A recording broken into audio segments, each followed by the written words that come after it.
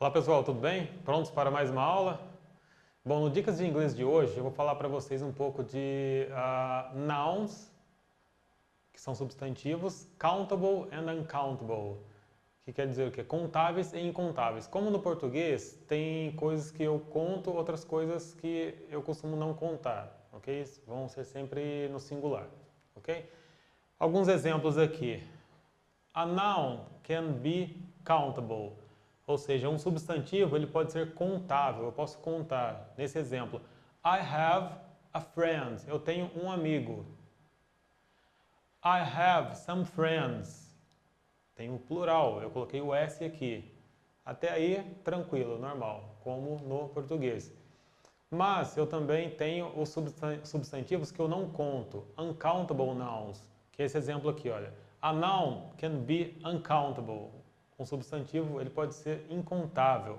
É o caso do dinheiro, por exemplo. I have money. Eu tenho dinheiro. I have some money. Eu tenho algum dinheiro. Olha, eu não vou colocar o S aqui, porque não tem plural. Por exemplo, eu não vou contar assim, um dinheiro, dois dinheiros, três dinheiros, está bem? Agora, se eu tiver uma unidade, ao invés de dinheiro, se eu estiver falando de dólar, por exemplo, I have a dollar. Eu tenho $1. E aqui eu posso colocar I have some dollars.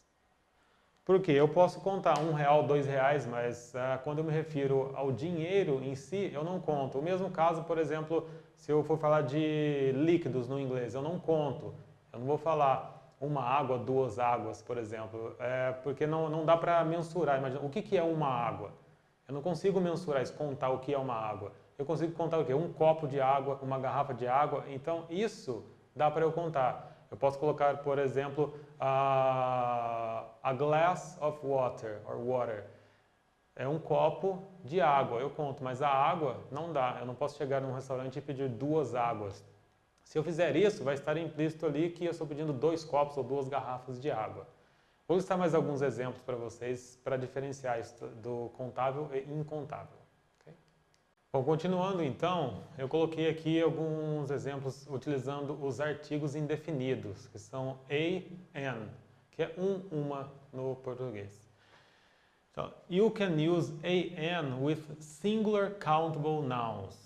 Vou traduzir para vocês aqui. Ó. Você pode usar o artigo indefinido a, an, que é um ou uma, com o singular, tá, dos substantivos contáveis. É como no português. Tá? Eu uso uma quando é singular. E para falar o uma no inglês é a or an. Tá bem?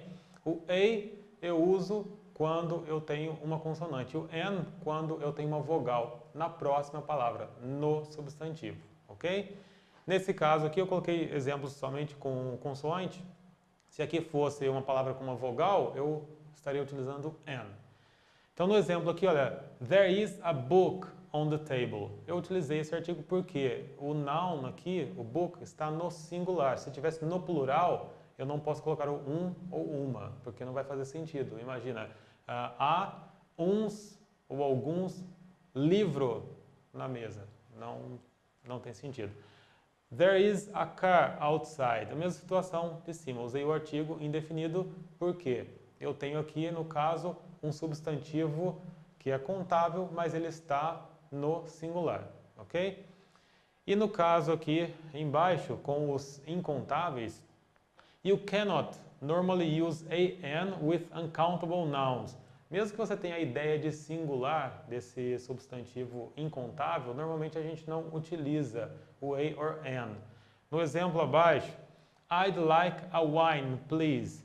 Você vai ver algumas pessoas nativos pedindo isso em algum restaurante.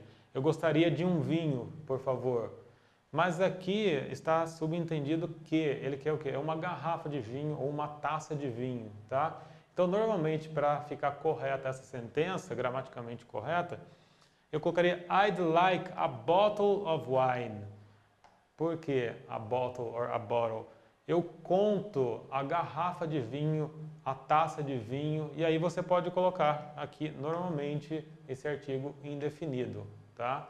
Mas, voltando, você pode acontecer caso de você ver as pessoas falando dessa forma aqui. Gramaticamente, o correto seria esse. Você conta o quê? O container ou a embalagem, mas não o líquido, tá?